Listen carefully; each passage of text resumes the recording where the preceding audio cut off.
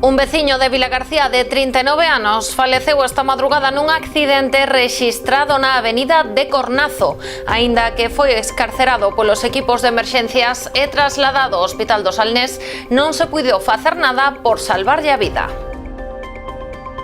Que tal? Moi boa noite. Aínda que tralo accidente o condutor do segundo vehículo implicado no accidente deuse a fuga, esta mañá presentouse no cuartel da Garda Civil de Cambados. De seguido ampliamos esta información antes titulares. Nova protesta da veciñanza de Catoira para reclamar máis recursos para o seu centro de saúde. Esta mañá recolleron as súas demandas nunha carta que enviaron á Valedora do Pobo. Visita do conselleiro de Xustiza ao antigo edificio xudicial da Parda, en Pontevedra. O inmoble foi reformado para acoller o xulgado de Garda e o Imelga. As obras supuxeron un investimento de 346.000 euros. O conselleiro de Cultura visitou a illa de Sálvora para comprobar as actuacións de recuperación que a Xunta está a desenvolver no arquipélago. Unha delas, se cadra, a máis importante, é a rehabilitación do faro. O comercio cambadense prepárase para a súa feira do comercio e do mar. 21 postos participarán na cita que se desenvolverá do 14 ao 16 de agosto no Paseo da Calzada. Cabo de Cruz volverá a render tributo ao mexillón nunha nova edición da Festa de Exaltación do Mexillón. A cita gastronómica terá lugar do 14 ao 16 deste mes de agosto. Estamos nas novas do día, comezamos.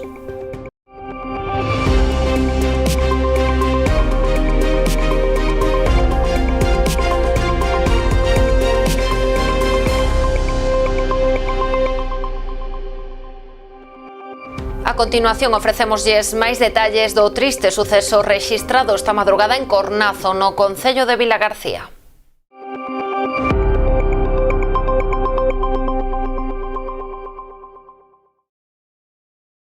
Identificado un mozo de Vilagarcía de 25 anos como condutor que se deu a fuga esta madrugada tralo accidente mortal rexistrado na avenida de Cornazo. Presentouse esta mañá no cuartel da Garda Civil de Cambados en compañía do seu abogado. Está a ser investigado como presunto autor dun delito de homicidio imprudente e de abandono do lugar do accidente. O sinistro rexistrouse ao redor das 5 da madrugada. Cando os servizos de emerxencias chegaron ao punto, viron un coche emborcado sen ningún ocupante. No interior do outro turismo implicado no sinistro había un home de 39 anos, tamén veciño de Vilagarcía, que quedara atrapado no vehículo tras sufrir o choque frontal. Despois de case media hora de traballos, conseguiron escarceralo e puido ser atendido polos servizos sanitarios e trasladado ao Hospital do Salnés en estado crítico. Xa no centro comarcal falecía pouco despois. O operativo de emerxencias despregado obrigou a cortar esta avenida de Cornazo durante horas. Levamos 40 anos entrando na túa casa, instalando os teus soños e coñecendo o teu nome. Fomos a túa tenda de confianza con outros nomes e hoxe evolucionamos para darche moito máis. Agora somos Mi Electro, mesmo equipo, mesma confianza e a experiencia de sempre coa forza dos mellores. Ven a descubrir a tecnoloxía máis avanzada co trato de toda a vida. Os de sempre, agora máis fortes que nunca. Agardámoste. Unha denuncia cidadá presentada na Garda Civil de Noia foi a orixe dunha investigación sobre presuntas irregularidades na venda de armas de pesca submarina por internet. O procedemento desenvolvido pola Cibercomandancia en colaboración coa Intervención de Armas e Explosivos de Noia derivou unha apertura de 5 expedientes administrativos coas correspondentes sancións e permitiu a regularización de 29 empresas que non cumprían coas obrigas de comunicación establecidas no regulamento de armas. Estas actuacións teñen por obxectivo intensificar o control sobre a comercialización de armas e material suxeito a regulación para previr riscos e garantir a seguridade cidadá. A veciñanza de Catoira non está disposta a dar ningún só paso atrás. Hoxe volveron manifestarse para reclamar máis recursos no seu centro de saúde. Fixérono nunha marcha que arrancou dende diante do ambulatorio ata o adro da festa. No medio fixeron parada na oficina de correos catoirense. Ali le enviaron unha carta á valedora do pobo coas súas reclamacións. Aseguran estar fartos de ter que manifestarse continuamente sen que as súas demandas sexan escoitadas. Insisten en reclamar unha atención digna e de calidade. Pola contra, explican que actualmente padecen listas de agarda de máis de 20 días para consulta, cambios e cancelacións de citas ou a falta de médicos que os obriga a desplazarse ao PAC de Vilagarcía para seren atendidos. Estamos aquí en Catoira, a Plataforma Centro de Saúde de Catoira, para enviar unha carta á valedora do pobo para exixir os recursos que merece Catoira. En este caso é a sustitución das baixas e vacacións do persoal sanitario que cubran a praza de pediatra e den máis días de pediatra para a veciñanza xoven de Catoira e, sobre todo, a ambulancia medicalizada de Osalnés que a devolvan ao seu sitio. Agora mesmo está en Sanxenxo, sei que porque aumenta a poboación en verán, pero a nosa tamén aumenta, e sobre todo con as grandes festas que ten a comarca de Osalnés.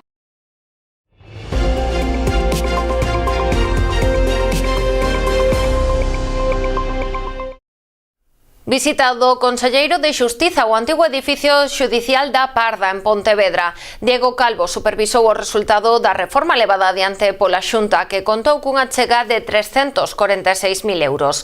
A intervención incluiu uns 1.000 metros cadrados do inmoble para adaptar os espazos ás necesidades actuais do Xulgado de Garda e do Instituto de Medicina Legal e Ciencias Forenses de Galicia, IMELGA.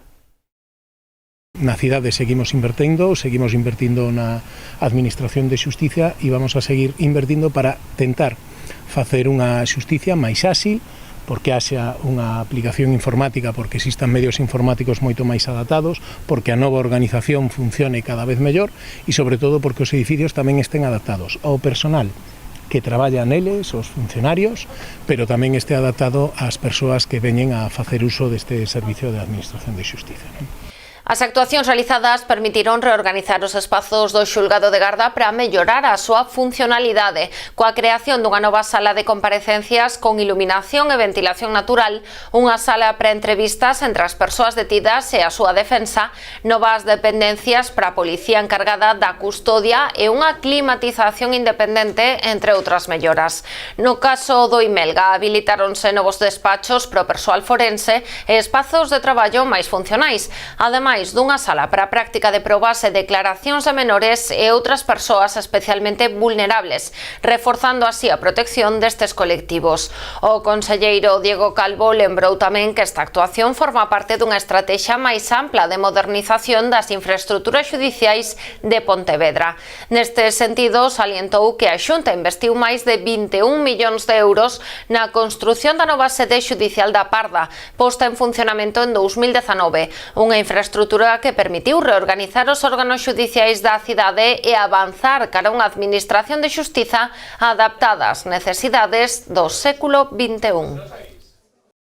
O conselleiro de Cultura, José López Campos, visitou esta mañá a illa de Sálvora para comprobar in situ as actuacións de recuperación que a Xunta está a desenvolver no arquipélago. Na actualidade, estáse a actuar na rehabilitación do faro, que xa vai moi avanzada, e o Goberno galego ten intención de recuperar tamén proximamente varias das vivendas da aldea ali existente. Actuacións todas elas que permitirán poñer aínda máis en valor o patrimonio que encerra Sálvora. Xunto á alcaldesa María San Pedro e o director conservador do Parque Nacional Marítimo Terrestre das Illas Atlánticas, Pepín Fernández, a bordo dun barco que partiu dende o porto de Aguiño, o conselleiro de Cultura, José López Campos, poñía esta mañá rumbo á illa de Sálvora. A finalidade da visita ao arquipélago non era outra que comprobar o estado das obras de restauración que se están a executar actualmente, entre elas a da recuperación do faro, para convertelo nun centro de recepción de visitantes. Na recuperación do propio faro, como unha parte dun elemento singular, o queremos convertir tamén nun centro de acollida de turistas e tamén nun entorno, nun elemento tamén que teña un especial valor cultural, non, para recuperar tamén a tradición e a historia do que foi a illa de Sálvora, e traballar tamén no que son as actuacións de arqueolóxicas tamén para buscar esos elementos que temos aparte, que coñecemos que existen na illa de Sálvora e que van a permitir, espero que poñer en valor todo ese patrimonio oculto que temos nese entorno, non? Ademais de unha posible recuperación que vamos a ver hoxe tamén de algunhas das vivendas que temos na illa para todas estas accións vinculadas co ámbito turístico, cultural, e dende logo buscar a forma na que esta maravilla que temos, este entorno que temos declarado como BIC, realmente poñelo en valor, non? E conseguir que sexa un recurso máis deste entorno maravilloso no que estamos e, dende logo, que as propias illas tamén sirvan como un revulsivo, non?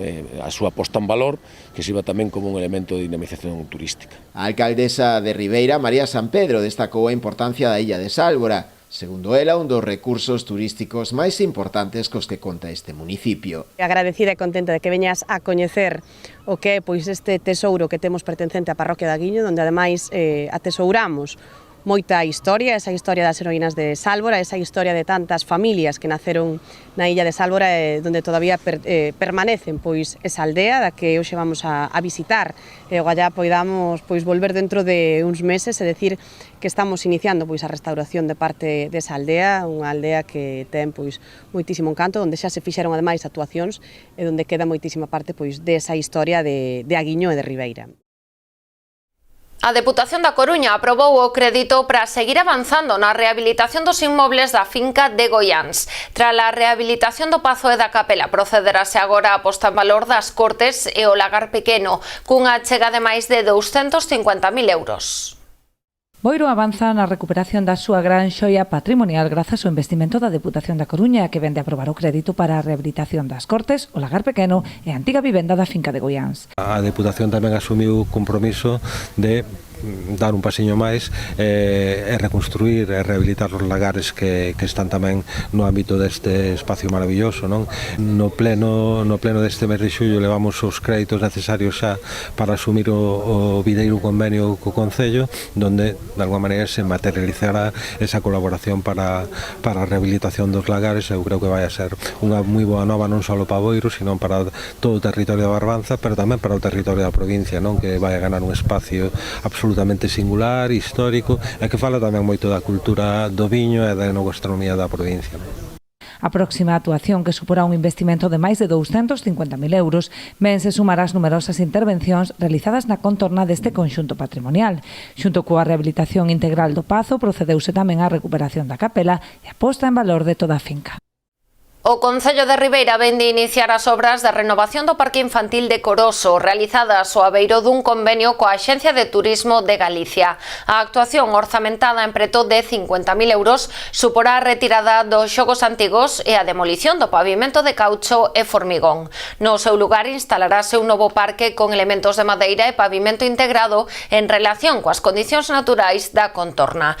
Ademais dun xogo lineal de parkour, dotarase dun equipo combinado unha cunca xiratoria, a figura dun golfiño en suspensión e unha randeira de 3 prazas. O prazo de execución da obra, que está será cometida pola empresa Juegos Compan S.A., é de mes e medio. Tempo para a publicidade, non marchen.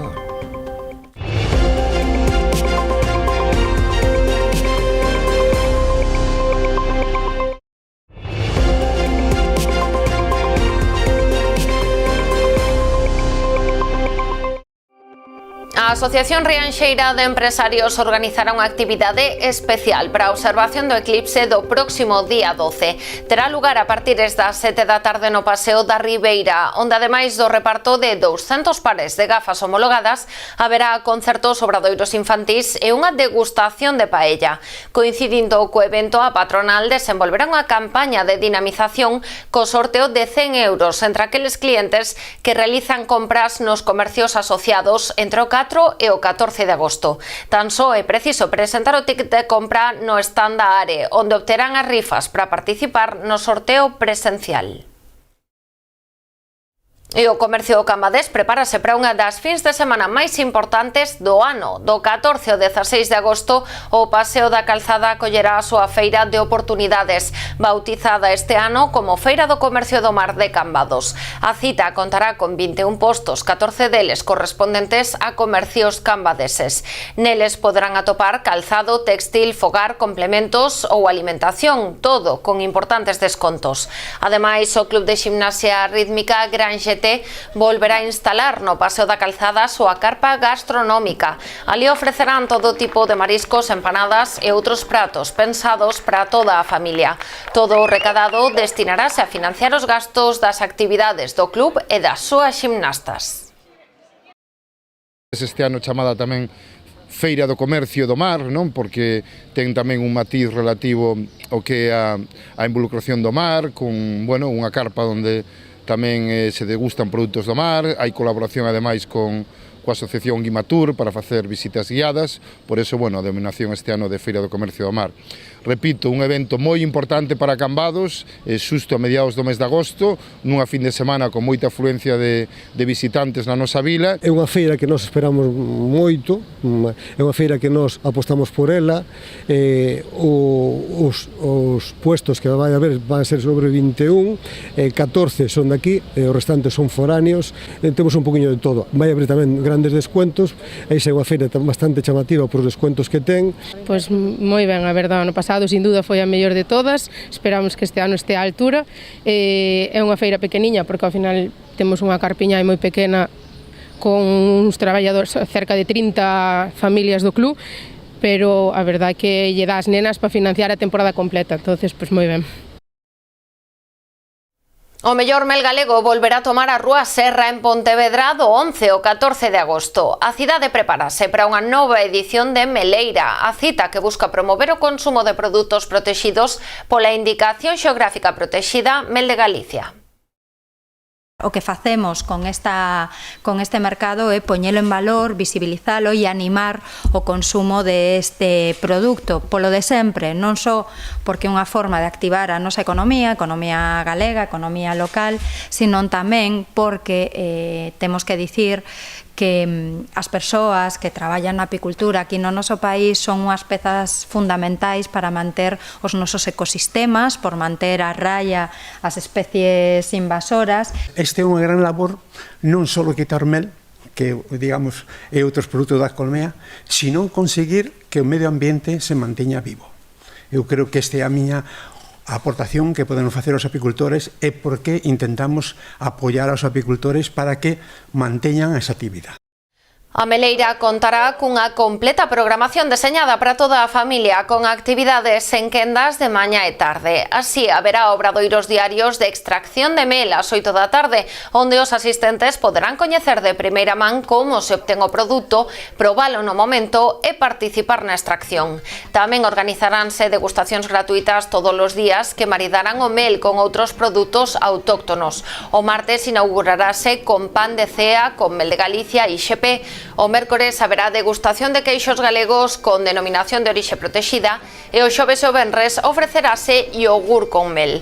Outras das iniciativas son catas formativas que inclúen unha cata dos queixos gañadores do ano anterior, que será o mércores pola mañá, e unha cata didáctica de mel o xoves pola mañá para descubrir os matices salgados, ácidos ou amargos de cada variedade.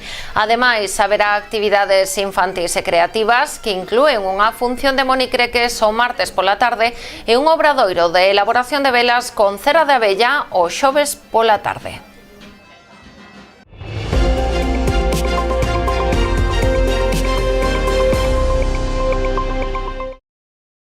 Cabo de Cruz volverá a render tributo ao mexillón cunha nova edición da festa de exaltación do mexillón. A cita gastronómica terá lugar do 14 ao 16 de agosto. O programa para eses días será do máis variado, incluindo charlas, show cookings, ruta de tapas e actuacións musicais, aínda que o prato forte será a propia degustación popular do produto, prevista pro domingo 16. O mexillón será un verán máis protagonista en Cabo de Cruz, cunha nova edición da Festa de Exaltación do Mexillón, unha cita gastronómica ineludible no calendario festivo da comarca, a que cada ano se achegan máis visitantes. A fronte da organización, un ano máis a Asociación de Exaltación do Mexillón de Cabo de Cruz, que promove esta festa coa finalidade de darlle un maior impulso a este produto tan importante para Boiro. Desde que retomamos este evento, todas as decisións que tomamos son todas en base a un lema, unha frase, que é promocionar e poñer en valor o mexillón daqui das nosas rías. Por lo tanto, todo o que se intenta facer, todo o que se fai, todo o que se comunica, todo o que se informa, é únicamente con esa condición. Se non cumple iso, por nosa parte nunca estará na programación, nin estará no evento. A cita gastronómica terá lugar do 14 ao 16 deste mes de agosto, incluindo un completo cartel para os 3 días, con charlas, show cookings e actuacións musicais, entre outras actividades, aínda que unha das principais novidades deste ano será o pregón, a cargo de Xerardo Triñanes. Este ano empezamos xa o venres aquí en Cabo de Cruz, con un pequeno pregoeiro que é a novidade deste ano, que é Xerardo Triñanes, que é o que levou este ano daqui de Boiro durante máis de 40 anos. Aínda así, o día forte será o domingo 16, coa degustación popular, na que agardan repartir unhas 2000 racións de produto en diferentes especialidades. Estes anos pasados, como cada ano foi aumentando o número de asistentes, sí que intentamos aumentar, obviamente, o número de racións estimadas, polo que preemos que durante todo o fin de semana sacaron as 7 ou 8 mil racións sumando todos os venres, sábado e domingo, e sobre todo o día grande estimamos sacar máis ou menos casi cerca de 2000 menús de degustación, 1800, 1900 menús de degustación. O evento contará un ano máis co apoio e colaboración do Concello, que para contribuir á promoción do mexillón durante toda a semana repartirá máis de 3000 kilos de mexillóns entre os locais hostaleiros da localidade que participen na ruta de tapas do produto. O Concello de Boiro colabora ca asociación dende o martes. Moitos locais de hostelería van a ter mexillón para degustar de maneira gratuita. Cada local de hostelería vai a apostar por facelo da forma que lle guste, ben sea ao vapor, ben sea unha vinagreta ou sea en empanada. Xunto ao Concello, a Deputación da Coruña e a Xunta, a festa conta coa colaboración da práctica totalidade das agrupacións de mexilloeiros da localidade, como é o caso de Almecé, Ame Barraña, A Marxa, A Bensa e Virxe do Carme. O barrio de Campolongo en Pontevedra recupera a súa xuntanza tradicional de amigos. A cita regresa despois de 7 anos de inactividade e celebrará a súa 24ª edición o sábado 22 de agosto. Nesa xornada haberá misa en memoria dos veciños falecidos, un percorrido polo barrio e unha comida de confraternidade. O prezo é de 40 euros.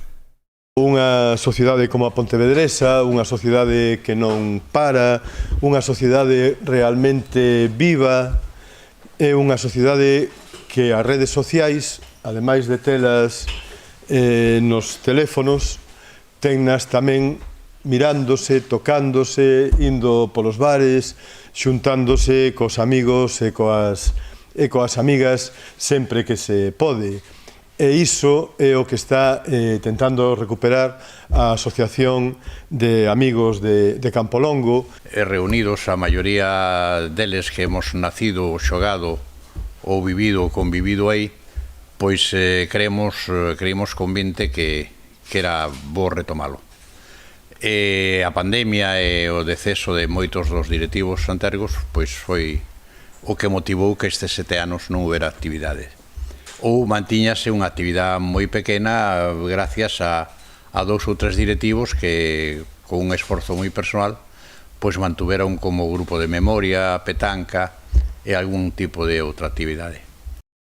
Rianxo organiza unha nova andaina solidaria en favor da Asociación Solidariedade Galega co Pobo Saharaui. Será o vindeiro 22 de agosto. Todo o recadado a través das inscripcións será destinado íntegramente á entidade. Hai uns días presentábase en Rianxo a quinta andaina solidaria a favor do pobo saharaui. A cita, que terá lugar o vindeiro 22 de agosto, está organizada polo Concello en favor da Asociación Solidariedade Galega co Pobo Saharaui. Todo o que se recade a través das inscripcións que poden realizarse a través da web de M-Sports irá destinado íntegramente á entidade. Contribuir a recaudar fondos para que a actividade que leva a cabo o SOGAPS ao largo do ano e de maneira moi particular este programa Vacacións en Paz, pois que se reforce, que teña continuidade no tempo, e por outro lado visibilizar tamén dunha maneira moi particular pois o que é a causa do pobo saharaui, que é a causa tamén nosa do Consello de Rianxo, e ademais pois de toda a sociedade que é sensible ás causas humanitarias. Non? A proba será ademais de dificultade baixa para posibilitar así a participación do maior número de xente posible, previndo 2 percorridos con distancias de 5 e 11 kilómetros, con saída e chegada dende a Praza Castelao. A idea de facer os 2 percorridos é para que darlle opcións a un maior abano de persoas que poidan participar. O percorrido curto é no entorno do paseo marítimo, é un recorrido tradicional que utilizamos en outros actos tamén con estas características, e o percorrido longo tamén, partindo polo paseo marítimo rianxeiro, vamos a desplazarnos ata o Monte da Pena, baixaremos ao entorno das praias, Praia das Cunchas, o Porrón, Tronco, Tanxil, e viremos de volta para Rianxo. Dende Sogaps agradeceron a colaboración do Concello, que fai posible que a proba poida organizarse, facendo ademais unha chamada á participación ese día na proba, xa que todo o recadado irá destinado a sufragar os distintos programas que desenvolve a entidade, entre eles o de Vacacións en Paz. Para nós é iso un día especial, un día de encontro, de festa, de sensibilización e de dar a ver a estes nenos a situación na que viven, o porqué están neste momento en Rianxo disfrutando do verán con nós, para reforzar o compromiso da asociación e sobre todo do Concello de Rianxo coa causa saharaui. Entón é un día especial, que nos gusta especialmente. Para aqueles que non poidan asistir ese día a andaina, pero queiran colaborar igualmente, tamén o poderán facer a través do dorsal 0 na propia web da inscrición. Máis dunha dúcia de nenos participarán no Campeonato Infantil de Fotografía de Peixes que se desenvolverá este sábado na praia de Río Azor, en Ribeira. A iniciativa está organizada polo Club Subacuático Sotavento, en colaboración co Concello de Ribeira. A gran riqueza de especies que albergan as augas da praia de Río Azor en Ribeira converterona no lugar idóneo para a celebración do 5º Campeonato Infantil de Fotografía de Peixes, que terá lugar este sábado. Gustanos empezar cos pequenos porque, aparte de que son eles os que moitas veces están na praia e nas charcas vendo un pouquiño esa diversidade que hai pois tanto de peixes como de algas e de outros invertebrados, pois é a maneira de que coñezan o que hai e que unha vez que o coñeces, pois que aprendas a respetalo e a coidalo. Os pequenos mergullaránse a partir das 10 da mañá co obxectivo de tomar o maior número de fotografías, posto que se premiará a maior cantidade de especies rexistradas. Aquí o que se trata pois é de intentar facer fotos do máximo número de especies de peixes posibles. Temos, contando así un poquinho o reglamento, unha zona balizada que sencillamente toda esa zona de aí hasta a orilliña, podes facer fotos incluso polas pedras, andando, non tens ni que mergullarte. O sea que podes facer todo fotos onde queiras, a pouco fondo, que onde máis bichos hai, e despois pasalo ben durante 2 horas. Ao final, pois bueno, irán os xuíces a valorarán o número de fotos e a calidade, e hará unha clasificación, tanto por femenino como masculino, son categorías independientes. Poderán participar nenos de 4 a 16 anos acompañados dun adulto. A xornada prolongarase ata 1:30 cando terá lugar a entrega de trofeos previo habituallamento para os participantes mentres o xurado delibera.